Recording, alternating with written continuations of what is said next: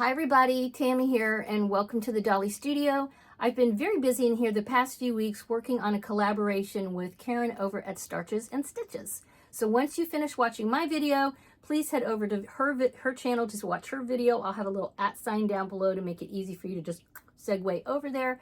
But of course, please watch mine first before you run over there. And I'm going to share the process with you as far as creating a bibliophile doll. So let me give you a little context. Karen and I have been talking about enjoying what we have. That's our theme for 2025. We've already done one collaboration video together related to that where she took a doll and I took a doll. We both had Country Chloris or Chloris Country Life. Okay, she's a Blythe stock doll. We both had that doll, and so we created a cottage core look for her, did a video about it, and now we're on to another video in a similar vein. However, neither one of us have the Bibliophile doll. So back in September 2024, Junie Moon came out with Kendra the Bibliophile. I'll put a little picture up here, okay, for you to look at. And she was a doll that I was very disappointed with. I really anticipated her coming out. I'm a huge book lover. I read a lot. Karen reads a lot. We're both of us are readers and writers. Okay, so we both were looking forward to this doll, and we were both a little bit disappointed when she came out. Now I will say, since Kendra came out, I have seen many collectors restyle her, and she is actually more photogenic than I had anticipated. However, she still just didn't ring my bells. Okay, I didn't really like her stock. And to me, if I'm going to purchase a doll that is, not a cheapo doll, I am going to want to like everything. I want to like the stock. I want to like the doll, not just the doll and not the stock. Okay, that's my personal take on that. So we are making our own bibliophile dolls, and we're actually using AliExpress dolls because these are going to be permanent bibliophile dolls. And I'm not sure what Karen's going to do as far as the doll itself. We're definitely making outfits for them, and I know we've talked a little bit about that. We're actually going to be using some patterns out of some Japanese sewing books that she and I have. So, that adds a little bit of a level of complexity to this whole thing. This is why it's been taking me a couple of weeks. Okay, I'll admit that. But I am actually going to customize a little bit on the doll. And as I film this, I've actually finished everything because it was, like I said, it's been a long 2 weeks, actually probably longer than that, for me to, work through all this. So if I can find a before picture of this doll, I will. But I will just say she is an AliExpress doll. She's, not fancy or anything, but she's really cute. And I've had her in my stash to be customized for probably a year. So it's nice that I finally found a way to use her. I'm very happy with how she turned out. And in this video, I'm going to share the process with you a little bit. And then at the end, show you what she looks like. So I immediately thought of one of my Hanon books. I have a couple of these sewing books, and they have the cutest clothes ever for Blythe dolls and other dolls. And so I'm going to attempt to make the Peter Pan collar dress. I have a love-hate relationship with collars. I love to have them. I hate to make them. So fingers crossed, I'm going to be able to attempt this. I've picked out my fabric. Excuse the horrible fingernails. I am sewing and not actually getting my nails done. I need to paint them. But I think I'm going to use this fabric for the primary fabric for the dress. This is going to be in the center. Instead of doing the pin tucks, I'm going to just use the lines here. It says that's an option, or it also suggested lace, which sounds interesting. But I'm going to go with this for now. And then this is what the collar is going to be from, and the little parts of the little, the sleeves, the caps on the sleeves. So like these are going to be like that. And now I'm going to attempt to start sewing. And yeah, fingers crossed. I love the Hanon patterns. It's just, it's not all written in English. And I mean, there's some English in here. But I wish somebody in the U.S., I'm going to put a call out there for a publisher, please hook up with some of these Japanese sewing book people, designers, because they have wonderful designs, but I would love to see not only this done in English in a hard copy book, not an ebook, but make these pictures bigger. Like, it would be really nice to have, you know, a really, for old people who don't have great eyesight, but still want to sew. Putting that out there in the universe. All right, going to put some new thread in my sewing machine and get cranking here.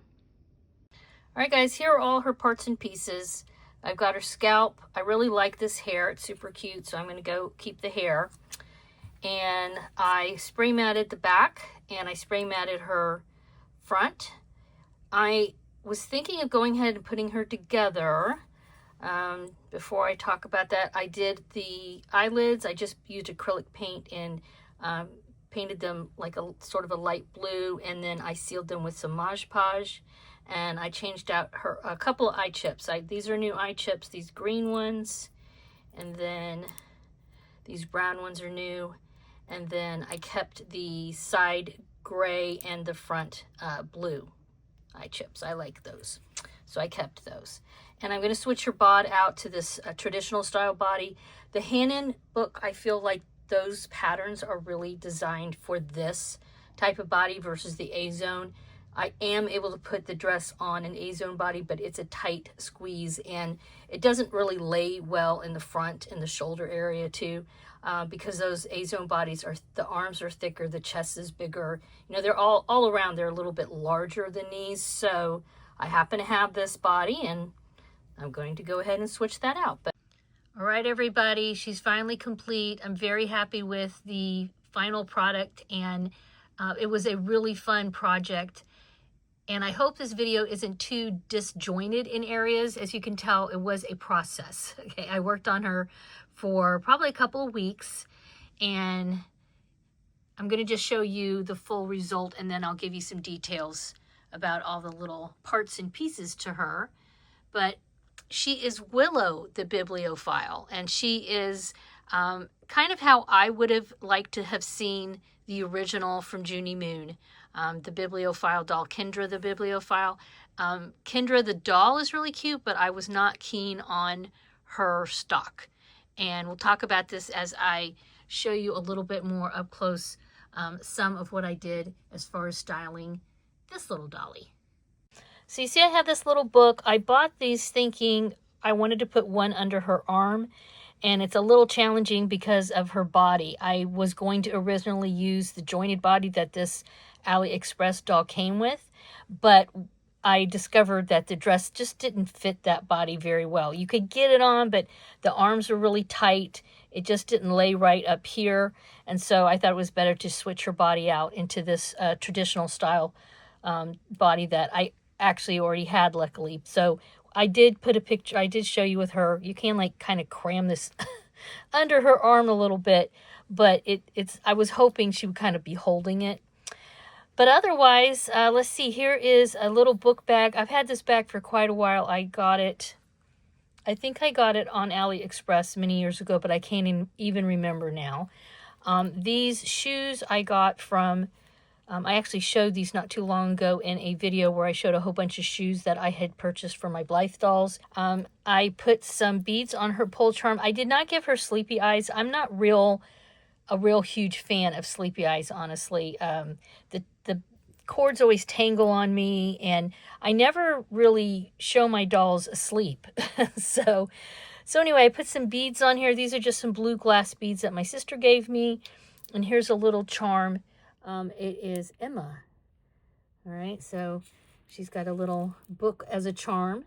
And then, let's see, let me take this off here. Yes, and I hoomed and hawed about what to do with her, you know, a headpiece. I felt like she needed something. And I had this beret already made up. So even though it's got this, I just put it on the back. But I feel like she would wear a beret or a hat or something like that. These little glasses I got at Five Below. They are glasses for dogs, which I think is, honestly, I think is stupid. Don't put glasses on your dog's, but they work great for the dolls. And then I have some more of these book charms, so I made a pair of earrings. This is Sense and Sensibility, and this one is Pride and Prejudice. I've had these book charms like forever. I think I purchased them, I want to say I got them at Hobby Lobby maybe a long time ago, and I've just been holding on to them. They're actually metal. And then I just kept her hair. Her hair is really nice. I wish the real dolls, the stock dolls, had hair more this length. It's much more manageable. Let me take her glasses off so you can see her eye chips. So this is one of the pair of eye chips that I put in. Here is her face. I matted it, but I decided not to do any type of face up on her. It was kind of, you know, back and forth, but I really like how it looks. So I was like, you know, just leave it be. Okay, maybe I can always do it at another time if I want to. So I changed out, I took out the pink chips and which were front facing, and the side facing they're kind of a root berry brownish orangish. They're a weird color. So anyway, and I put in the side facing green. Oh, I painted her eyelids blue. And I put in these front facing brown eyes. I really like brown eyes on her. And then I kept the side gray. They're a favorite of mine on these dolls. And the blue. So, yeah. So she has new eye chips, the earrings, the pole charm, the dress. Let me talk about this dress. This was a lot. This is actually the second one I made. I made the first one, and I had a lot of trouble with the collar, and I ended up making the dress, but just putting lace around the top. I created a yoke and just didn't use the collar, but I really wanted the collar. So I went back at it and made a second one. The other dress is usable. Neither dress is perfect, but they're okay for me. Okay. But yeah, if my thing with the original Bibliophile from Junie Moon was I felt like, even though I will say the book bag that she had, which was a book that looked like a bag, that was probably the best thing about her as far as I was concerned. I did not like her stock at all. I felt like they missed the boat. She should have had glasses. She did have a hat, which was kind of a beret type of hat, but I didn't like the fabric they used for that particular, stock doll. So this is my take on a Bibliophile Blythe doll. This is her character. She loves books. Maybe she actually works at a bookstore, maybe she's a bookstore manager. That would be fun. Make sure you head over to Starches and Stitches and see what she cooked up. Again, this is a video that's part of a series she and I will be doing through the year 2025, where we enjoy what we have. And we're actually working on another collaboration right now, the part of this series, and we have another YouTube creator who's going to be joining us, Marna over at Dolls Rescue. So the three of us are working on a project. I'll give you more details when we have more details to share. But yeah, let me know your thoughts down below. Please give this a thumbs up. If you're not a subscriber, please become a subscriber, and have a wonderful Dolly Day. Bye-bye.